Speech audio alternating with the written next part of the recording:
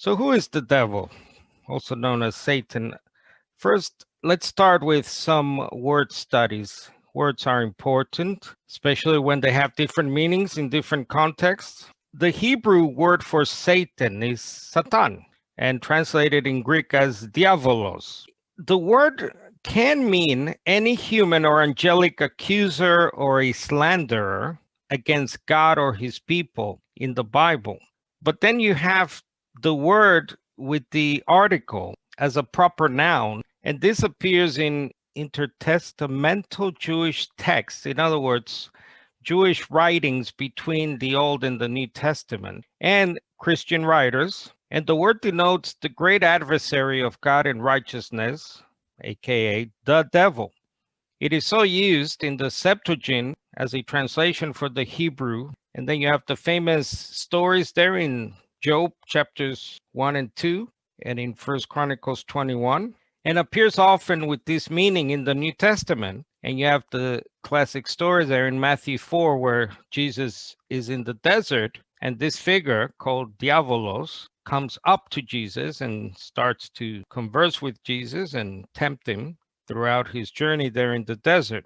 What is his origin? So obviously we're going to focus here on the person of the Satan, the devil. In the Old Testament, there are what I call vague references to a single powerful figure that is typically understood as a fallen angelic figure. And this figure might be behind the story in Isaiah 14 that has to do with the king of Babylon, and the story in Ezekiel 28 with the king of Tyre. These stories here, when you read them, like I'll just summarize it by saying that the stories talk about a fall from grace, if you will.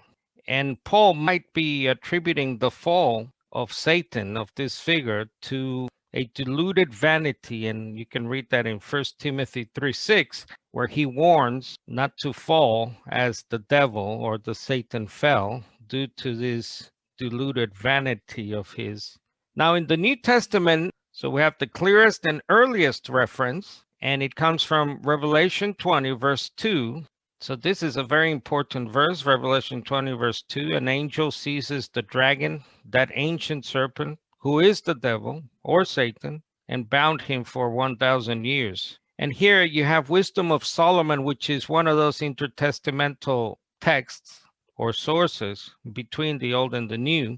Nevertheless, through envy of the devil came death into the world. The Jews, the Old Testament Jews, as do the New Testament Jews, there is plenty of proof that this is a personality, an individual. Now, is this devil, this Satan, God or God, little g?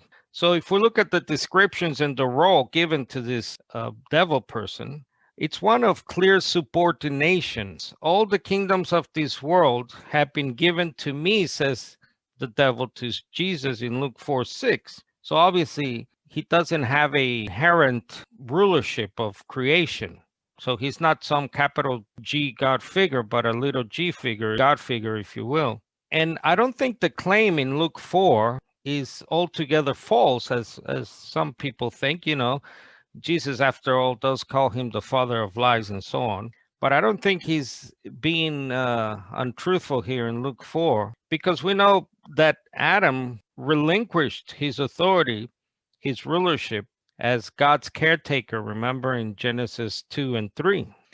And we also know from Old Testament texts like Psalm 95 that the gods of the nations are demons. They're also described as wicked beasts in Daniel's vision of Daniel 7, if you remember. So the governments of the world are influenced by this satanic figure and his demons.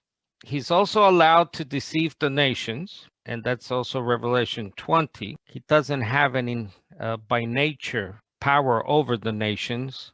It says he's allowed to deceive the nations. Christians have been given the ability to have power over Satan even.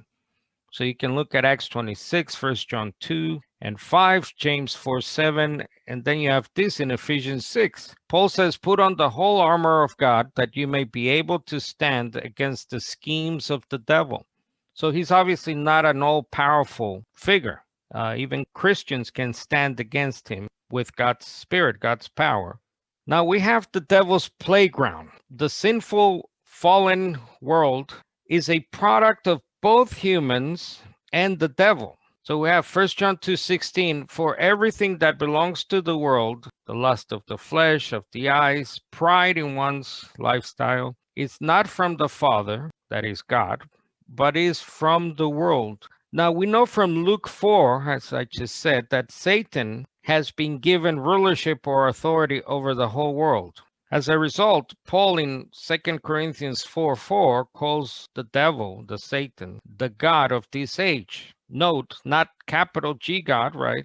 Little g God of this age. He's also called by Paul the prince or the ruler, the power of the air in Ephesians 2. And this is something Jesus himself is witness to in John 12 when he says that the rulership of this power in the air has come to an end or will come to an end. Prophetic past tense maybe there being used in that verse. Obviously, we're still under the clutches, under the given authority of the Satan. You can look around you and watch the news. Note, this does not mean Christians should shift the blame for sin or the evils of this present evil age of this world on the devil alone. So this is not a situation where we're only blaming this external being, this external individual. No, it's a combination. So there's a personal responsibility, as I call it. After all, James 1:14 also says that each person is tempted by their own evil desires, drag us off and trap us. Hence the fall of Adam and Eve when they disobey God and obey the serpent in Genesis 3. So we have our own failures, our own battles to fight. It's not just this external being fighting against us. So sin, once again, is a combination of what Paul calls the spirit of the world and the spirit of man in 1 Corinthians 2. Now we have not received the spirit of the world, but the spirit that is of God, so that we might know the things graciously given to us by God. So we're fighting many battles here on many fronts. We're fighting our own fallen nature, our own desires, our own inclinations that usually tend to guide us to do bad, to do evil. And we're also fighting external forces. And Paul also talks about in Ephesians the cosmokrator, the heavenly powers. One last quiz here, I call it a pop quiz. Jesus himself was tempted in every way as we are, but did not sin. And that's Hebrews 2 and Hebrews 4.